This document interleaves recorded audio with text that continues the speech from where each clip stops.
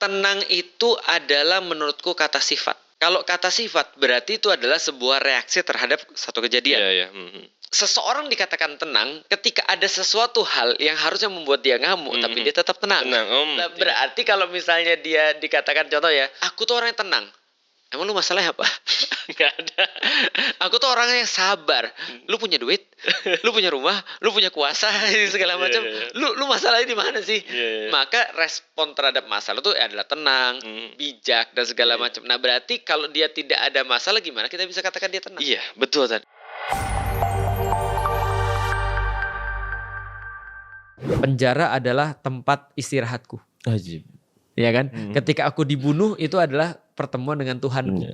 Dan seterusnya dan seterusnya. Berarti kan dia bisa memaknai perkara fisik betul. dari modal perkara spiritual ini. Iya. Kalau di rumah gimana caranya tuh? Iya, kalau misalkan di rumah banyak masalah misalkan. Barang-barang berantakan. Barang-barang berantakan. Ini adalah pertanda jejak-jejak kehidupan anakku. Tapi itu kan orang gak beragama juga bisa. Kalau beragama? Iya masih gimana ya? Ini bukti bahwa Allah masih memberikan anak yang sehat.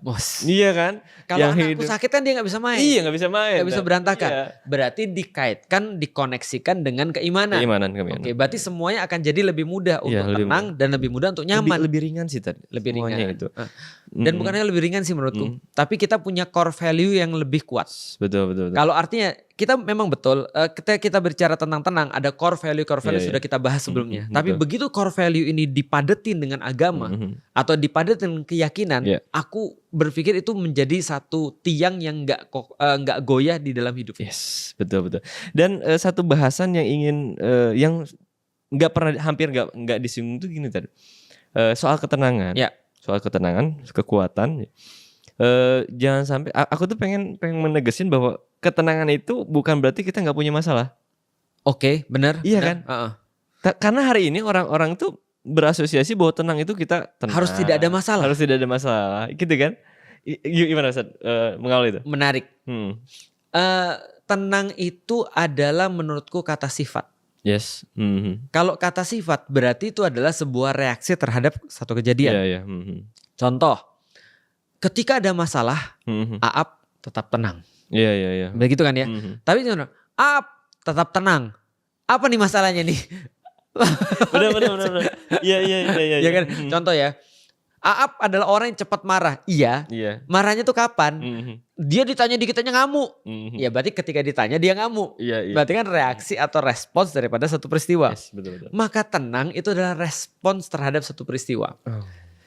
Seseorang dikatakan tenang ketika ada sesuatu hal yang harusnya membuat dia ngamuk, tapi dia tetap tenang. Iya betul. Lah berarti kalau misalnya dia dikatakan, contoh ya, aku tuh orang yang tenang. Emang lu masalahnya apa? Gak ada. Aku tuh orangnya yang sabar. Lu punya duit, lu punya rumah, lu punya kuasa, segala macam. Lu masalahnya di mana sih? Maka respon terhadap masalah itu adalah tenang, bijak dan segala macam. Nah, berarti kalau dia tidak ada masalah, gimana kita bisa katakan dia tenang? Iya, betul Tan. Itu yang harus yang aku tuh pengen tegasin karena banyak orang-orang hari itu yang secara ketahanan tuh gak tahan. Iya. Secara ketika dia ngadepin masalah itu dia jadi lembek. Iya. Dia jadi gak berani dengan alasan dia tuh pengen tenang. Oke. Pengen bahagia. Betul. Tapi dia ngehindari semuanya. Oke. Itu kan problem sekarang Tan. Temanku nikah. Oke. Digebukin. Supaya aku tenang, aku gak usah nikah aja. Itu ya maksudnya ya, kayak gitu. Salah satunya ya. Karena punya pasangan itu, punya anak aku lihat kemarin. Iya. Ada anak yang nusuk ibu bapaknya. Yes. Karena aku gak mau itu terjadi, aku gak usah nikah. Gitu. Cara pikirnya kayak gitu. Kayak gitu ya? Iya. Iya, itu kan makanya kan. Itu lebih kepada menyerah gak sih?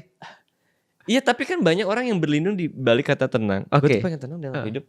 Makanya gue gak mau ngapa-ngapain lah. Iya kan? Daripada gue sibuk mikirin duit, lebih baik gue gak punya duit. Akhirnya kepikiran gak punya duit. Kayak gitu ya? Iya, makanya aku tuh pengen negasin itu bahwa sebetulnya tenang itu bukan berarti kita gak punya masalah. Iya. Karena dalam hidup itu masalah itu suatu hal yang pasti ada. Betul. Bahkan ada namanya hukum kebalikan itu. Gimana tuh? Jadi kita itu sebetulnya ketika kita punya masalah, kita mau menyelesaikan masalah. Ya. Penyelesaian masalah itu ada satu masalah. Benar. Iya kan? Misalkan kita punya lagi berantem sama istri. Ya. Solusinya kayaknya kita mesti ngedate deh. kita memilih ngedate itu juga masalah. Gitu. Betul. Dalam hidup itu kan mustahil kayaknya nggak ada yang hidup tanpa masalah. Iya, karena hidup tanpa masalah itu adalah masalah juga. Iya benar sih. Karena ada orang merasa nggak punya masalah kan, itu masalah juga. Kalau aku sih memaknai gini ya, hidup itu sepaket dengan masalah. Dan masalah itu yang sebenarnya membuat kita tuh jadi berarti. Makanya ada orang yang punya nilai 10, anakku baru bilang nilai bahasa Indonesiaku segini, nilai bahasa Sundaku begini, nilai matematikaku segini. Nah dia dinilai karena dia punya masalah. Oke. Berarti kalau orang ada yang nggak punya masalah, itu adalah masalah sesungguhnya karena dia nggak punya nilai, atau dia menghindari masalah. Nah berarti sebenarnya tenang itu bukan tidak punya masalah. Sama seperti ketika ada orang berukhuwah itu bukan berarti tidak ada masalah. Kalau ada orang berkata bahwa dia pengen tenang karena itu dia nikah, dia salah. Gitu kan ya. Nikah itu yang dicari bukan hanya tenang, tapi bagaimana bermasalah lalu menyelesaikan permasalahan itu, baru lu jadi tenang. Aku punya logika sederhana tadi. Jadi yang aku terngiang ini udah berapa tahun lama gitu. Tentang logika sederhana 2 jari itu. Oke, 2 jari. Ya 2 jari. Jadi kita itu hidup hari ini ya. Kita masih bisa senyum. Kita masih bisa ketawa-ketawa, kita masih bisa meskipun kita punya masalah kan. Itu ketika kita itu kapasitas diri kita itu lebih tinggi dibandingkan masalah kita. Jadi masalah itu kan sesuatu yang sifatnya kalau begini sesuatu yang senantiasa ada, yang kadang misalnya masalahnya sama. Tapi ketika kapasitas dirinya meningkat, masalah itu biasa aja gitu. Betul. Kayak misalkan dulu itu Ustaz SD jajan berapa uang jajan? 1.000 per minggu. 1.000 per minggu. Kalau misalkan dulu uang 100.000 pada saat SD itu masalah besar kan? Bukan besar lagi. Itu udah kaya raya tuh aku tuh. Pengen punya masalah uang 100.000 atau misalkan kita punya utang 100.000. Itu kan masalah besar. Betul. Tapi hari ini padahal nilainya sama. Oke, kalau kita hitung-hitung inflasi lah, kita asosiasikan ke hari paling berapa? Masalah masih masalah juga kan? Masih masalah. Kalau kita nggak punya duit juga itu masalah. Tapi masalah itu menjadi lebih rendah. Karena kapasitas kita yang tinggi. Iya. Betul. Karena dulu kita belum bisa cari uang. Sekarang kita sudah bisa cari uang. Maka yang dulu menurut kita masalah sekarang tidak. Dulu hari Senin gak bawa topi itu kayak kiamat tuh. Udah rasa sudah sakit perut atau apa segala macam. Gak usah sekolah aja lah. Itu kan ya. Sekarang biasa aja. Emang terus kenapa? Gitu kan ya. Karena kapasitas kita udah bisa lebih gede. Nah artinya dari sini tuh sebetulnya tenang itu berkorelasi kalau aku ngelihat ya. Karena poinnya itu banget. Karena poinnya itu terus kita improve diri, betul. Menaikkan. Maka tenang itu nggak mungkin kalau kita nggak belajar. Betul. Iya nggak sih? Betul banget. Karena kalau kita itu tidak punya kemampuan, tidak punya skill, itu semua jadi masalah hidup. Betul. Dan seolah-olah semua nggak bisa diselesaikan. Tapi bagi orang-orang yang sudah punya kapasitas lebih banyak, itulah kenapa kalau kita dekat dengan orang-orang yang kapasitasnya lebih bagus, dia nanti saya bilang, udah tenang aja. Iya itu tadi. Karena dia udah mikir bisa keselesaian. Tapi menurut kita ini nggak mungkin ada jalan keluar nih. Begini tenang aja. Iya ada kok gitu. Ada. Gitu kan paling mati. Lah, jangan salah loh.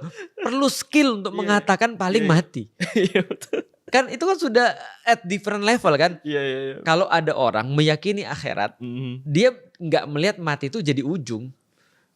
Iya kan? Jadi dia bilang yang paling parah di dunia ini paling mati. Iya kan ya? Karena ada yang lebih parah lagi, itu apa? Gak mati-mati itu lebih parah, tahu gak sih? Lu bayangin di neraka itu kan orang gak mati-mati. Iya. Ya itu kan masalah tuh. Jadi kalau mati masih ada ujungnya. Jadi kalau udah bilang ya udah paling mati, itu juga memerlukan skill yang bagus. Tapi dalam perkara baik ya, jangan lu kemudian ngebut-ngebutin di jalan terus bilang paling mati ya, itu salah. Berarti ada spiritual yang dikaitkan dengan diri dia. Tapi itu tuh bagus banget. Fokus orang tenang berarti bukan pada masalah. Fokusnya adalah pada menaikkan kapasitas diri. Iya. Tapi problemnya kan orang-orang ini juga gimana ya? Soal kita juga kehilangan figur untuk menaikkan kapasitas diri. Sebenarnya teladan yang baik itu siapa? Untuk kapasitas diri terbaik. Kemudian untuk ketahanan mental juga kita down. Istilahnya lemah banget ya. Nah, orang-orang itu kan terus mencari tapi enggak ya kualitas yang dia dapatkan, contoh-contoh yang dia dapatkan juga tidak bisa menyelesaikan problem. Gimana pandangan Tarek? Aku berpendapat selama kita menjadikan orang-orang masih hidup sebagai panutan, itu kita bakal bermasalah. Karena kenapa? Karena manusia yang masih hidup masih bisa berubah. Iya. Dan kalau kita nggak siap dengan itu, maka kita jadi masalah. Jadi kalaupun kita mau menjadikan orang-orang yang masih hidup sebagai sebuah contoh atau tauladan, pastikan yang kita ikuti bukan orangnya tapi idenya. Itu yang pertama tuh. Jadi jangan sampai orangnya yang kita ikut tapi idenya. Yang kedua, kalau mau untuk mengambil contoh, maka ambil contohlah orang-orang yang sudah selesai hidupnya. Dan kita mau mencontoh dalam spesifik apa yang mau kita contoh. Maksudnya selesai hidupnya itu meninggal? Sudah selesai, udah wafat. Oh, udah wafat, oke. Misal contoh temanku ya, dia mau membuat sebuah perusahaan yang profesional di bidang teknologi, maka dia jadiin contohnya adalah Steve Jobs. Misalnya, ada tuh, ya nggak apa-apa. Yang dicontohkan adalah bagaimana caranya dia punya pandangan terhadap teknologi kan, gitu kan. Maka diputar tuh seluruh Steve Jobs dan segala macam bagaimana kata-katanya. Ada temanku yang lain misalnya, dia pengen jadi seorang yang sangat pintar misalnya, yang melebihi zamannya, maka dia jadiin Albert Einstein. Apa pilihan-pilihan hidup Albert Einstein, termasuk rambutnya nggak pernah disisir mungkin gitu kan ya.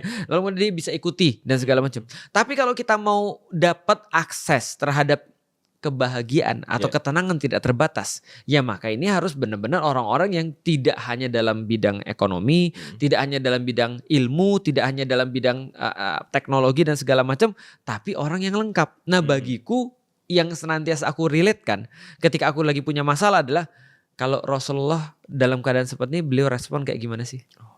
Itu kan lebih enak kan ya, karena kita punya sambungan dengan beliau kan. Kalau misalnya beliau begini, ya udahlah aku pasti juga nggak akan mungkin bisa sesempurna itu sih. Tapi setidaknya aku udah tahu respon ideal itu seperti apa.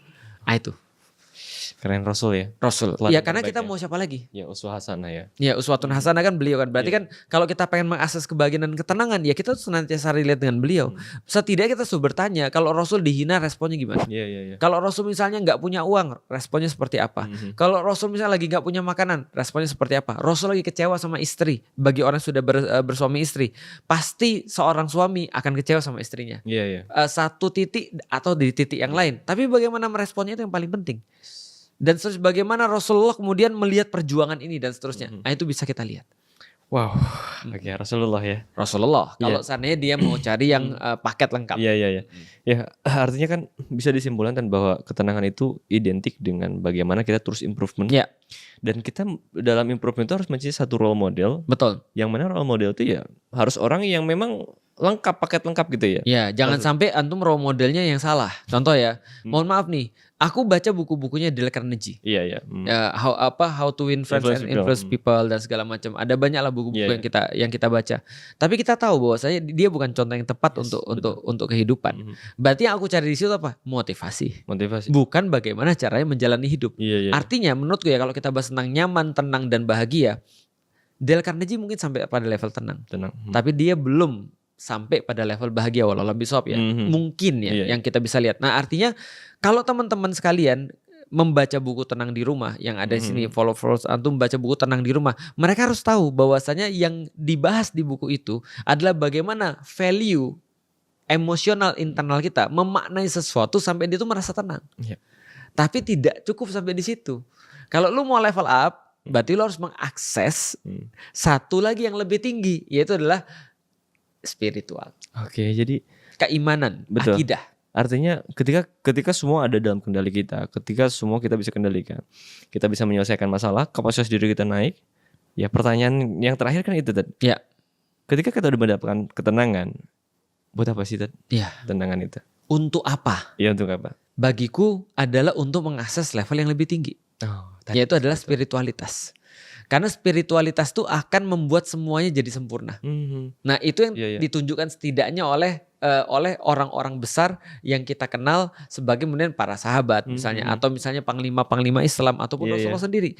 Salahuddin Al-Ayyubi misalnya, ketika dia dalam proses pembebasan Baitul Maqdis, maka dia bilang bahwasannya ya dinginnya malam di tengah-tengah gurun pasir itu dinginnya malam di tengah gurun pasir dalam keadaan berjaga-jaga ribat atau jihad fisabilillah itu lebih aku sukai daripada ranjang pengantin. Aku bingung tuh memaknai itu. Bagaimana ceritanya ranjang pengantin itu ada saingan ada saingan yaitu adalah bersendiri-sendirian di tengah-tengah malam yang dingin pas mau jihad pula. Itu lengkap gak sih? Udahlah besok mau jihad kita nggak tahu selamat atau enggak. Gitu kan ya, udahlah malamnya dingin nggak bisa tidur, lalu kemudian nggak ada kasur lagi, nggak ada teman. Itu lebih disukai. Aku pikir aku belum bisa paham tapi aku ngerti. Kalau aku jadi Salahuddin kayaknya aku ngerti deh. Tapi aku belum bisa paham sebagai seorang Felix Xiao. Artinya itu kan sesuatu yang amazing banget tuh. sesuatu kayak gitu. Nah itu menurutku bagaimana spiritual bisa mengenhance segala sesuatu yang lain. Sehingga ketahanan kita terhadap kenyamanan dengan ketenangan tuh lebih tinggi lagi. Iya, betul. Karena spiritual tuh sudah merupakan skill tersendiri gitu. Yang antum bilang tadi naikin skill kita. Betul. Kita akan lebih mudah mengakses ketenangan dan kebahagiaan dan segala macam. Tapi ada gak sih dalam Al-Quran ayat tentang itu? Aku belum pernah dapat. Yang aku dapat ayat tentang sakinah. Dan sakinah itu di dalam Al-Quran Allah senantiasa mengatributkan sakinah itu bukan man-made. Sakinah itu ketenangan dan itu bukan man-made. Antum tahu bahasa Arabnya pisau itu kan sikin. Artinya adalah alat yang untuk memberikan ketenangan. Karena begitu antum ada ikan terus antum sembelih jadi tenang dia. Atau misalnya hewan kurban antum sembelih jadi tenang dia kan gitu kan ya. Tenang tuh artinya nggak bergerak. Gitu. Nah artinya sakinah itu adalah seperti kita tuh merasakan stabilitas. Allah kata di dalam Al-Quran allazi anzala sakinatan fi qulubil mu'minin. Allah menurunkan sakinah. Berarti kata-kata anzala itu ada pada Allah menurunkan hujan. Allah menurunkan Al-Quran. Itu artinya anzala. Berarti itu cuma dari Allah. Berarti kebahagiaan itu dari Allah. Bukan man-made atau self-made. Artinya kalau kita mau merasa bahagia yang tadi kita interchangeable dengan ketenangan tadi, cobalah deketin spiritual, deketin Allah. Maka di situ Allah bisa jadi akan menurunkan sakinah tadi. Barang yang paling dekat dengan bahagia, sampelnya bahagia itu sakinah. Jadi kalau ayat tadi waladzi anzala sakinata fi qulubil mu'minin itu berarti berkorelasi gini dong, tak? Maklum khulafa mafhum khulafanya itu pengalaman. Iya, mafhum berkebalikannya. Dan terbaliknya itu bahwa orang nggak mungkin mencapai kebahagiaan kalau dia tidak melibatkan Allah dalam kehidupan. Itu keyakinan kita. Makanya kan tadi kita bilang kan ya, orang bisa jadi dalam level spiritual dia tenang. Level emosional dia bisa tenang. Tapi ketika dia tidak menemukan koneksinya dengan Allah, atau dia cuma tenang itu kan cuma masalah dunia. Kan tenang itu kan berkaitan dengan emosional dan itu cuma terbatas pada dunia. Kalau dia mau perpanjang, dia harus register kepada Allah. Jadi kalau dia mau lebih panjang daripada jadi gini lah, ada orang jualan program. Kalau kamu mau bayar misalnya ini kalau programnya free, kamu cuma bisa akses ini. Kalau kamu mau programnya lebih bagus ini, cuma bayar segini. Nah, ini kita punya yang premium nih. Yang semuanya checklist semua nih. Nah, kita mau yang mana nih? Mau nyaman, ini yang bisa kita nikmati. Mau tenang, ini yang bisa kita nikmati. Mau bahagia, spiritual, ini yang kita nikmati nih. Nah, tinggal kita pilih tuh. Keren. Jadi mau subscribe yang mana antum? Pengennya bahagia dong. Pengennya bahagia. Cuman kita masih cari, ya kan? Nah, karena kita nggak bisa mengklaim bahwa kita sudah bahagia. Karena kalau kita sudah bahagia, ya berarti mungkin kita sudah tidak di dunia lagi. Betul. Artinya gini, Tan. Ini sekaligus apa istilahnya ya? Merangkum apa yang sudah kita jalani selama berapa pertemuan ini. Entah ya. Artinya semua ketenangan yang kita dapatkan, kalau aku ngutip pandangan Ustadz ya, itu untuk apa? Melevel up, mengupgrade agar kita itu bisa mengakses ke bahagia yang lebih tinggi. Setuju nggak? Setuju banget. Karena menurutku semua itu berkembang. Orang bilang gini, ketika manusia itu sudah nyaman, maka dia mulai bisa untuk mengakses ketenangan. Karena kalau misalnya dia tidak nyaman atau tidak aman, dia tidak nyaman, agak sulit dia untuk mengakses ketenangan. Kalau dia sudah tenang, dia bisa berpikir lagi dan itu bisa menjadi wadah untuk orang-orang mengakses kemudian yang lebih tinggi, yaitu adalah bahagia. Walaupun kita tidak bisa mengatakan bahwasanya harus melalui level itu. Kadang-kadang kalau Allah pengen orang itu tetap langsung bahagia walaupun dia tidak nyaman, ya akhirnya dengan kebahagiaan itulah dia memiliki ketenangan dan dia memiliki kenyamanan. Tapi bagiku secara pribadi, kita sudah nyaman, kita bisa akses ketenangan. Kalau kita sudah tenang, kita bisa mengakses yang namanya kebahagiaan. Dan ini kayak wadah yang kita siapkan. Maka ya siapkanlah wadah-wadah kita. Karena satu kebaikan kecil akan membawa pada kebaikan-kebaikan yang lain. Maka kenyamanan-kenyamanan yang kita dapat di dunia ketika kita sudah perhitungin seluruh faktor-faktor fisik, itu harusnya mengantarkan kita pada ketenangan. Itu yang kita bahas di Tenang di Rumah kan ya. Jangan sampai semua desain-desain itu cuma menghasilkan kepada kamu faktor-faktor fisik. Kepuasan jasmania, tapi menghantarkan kamu ketenangan. Tapi jangan berhenti di ketenangan, karena kamu harus upgrade kepada bahagia. Itu tadi teman-teman semua. Luar biasa. Ya, Ustaz, terima kasih. Rencana mau bikin apa lagi nanti besok antum? Aku ngobrol dulu sama Ustadz lah. Oke, bikin rumah masih ya? Siap. Masih insya Allah ya. Ya teman-teman, terima kasih atas perhatiannya. Udah nonton sampai di episode terakhir ini. Dan nantikan seri-seri berikutnya di channelnya Aap ya. Amin. Ya makasih Ustadz udah menemani Sama-sama. saya. Jangan lupa subscribe dan share. Masih ada ya? Masih ada. Ya terima kasih banyak teman-teman ya. Saya pamit undur diri. Mohon maaf apabila banyak kekeliruan ya. Assalamualaikum warahmatullahi wabarakatuh. Waalaikumsalam warahmatullahi wabarakatuh.